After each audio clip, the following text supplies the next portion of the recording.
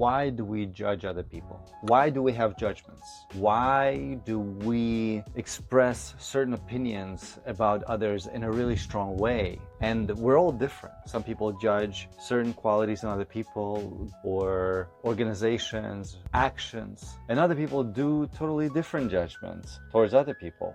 So I would pose to you that when you judge something, when you feel the energy of judgment, the judgment is your way to separate yourself from something that you find threatening. So let's say you find yourself exploring your judgments and you notice that you judge people who are angry, right? So someone who loses their temper, and perhaps you may realize that maybe in your past you had experience with people who were angry and didn't take responsibility for how they took their anger out on people, and maybe you have some hurts around that. And so now you reject the anger inside of you and you push people away who you perceive as angry. Or maybe it's people who are promiscuous, people who are really expressive in ways that go against some sort of cultural expectations and things like that.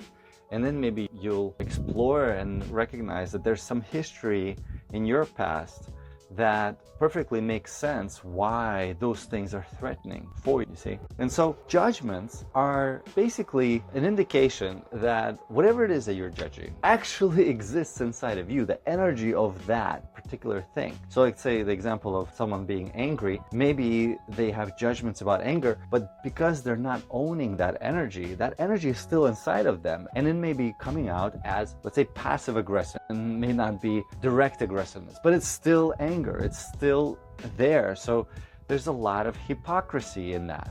Or someone who is judging people who are sexually expressive, maybe they've got sexual repression and maybe they're acting it out somewhere in private, but in public they're actively expressing their rejection of certain actions and things like that. So somebody who's judging, I would say, is actually more likely to have the qualities that they are actually judging. They're just repressing those qualities, they're not owning those qualities, and they probably have pride attached to that. So it's a way to separate from something that you find threatening. This is not a solution how to deal with something. It's basically compartmentalizing, isolating, cutting off, splitting from something that you just have to address within yourself. And so here's what I pose to you. Next time you find yourself judging something, take a moment, take some space, some privacy, and imagine yourself acting out the energy of whatever it is that you're judging. And when I say energy, let's say back to the anger example, imagine you are that angry person that you are judging.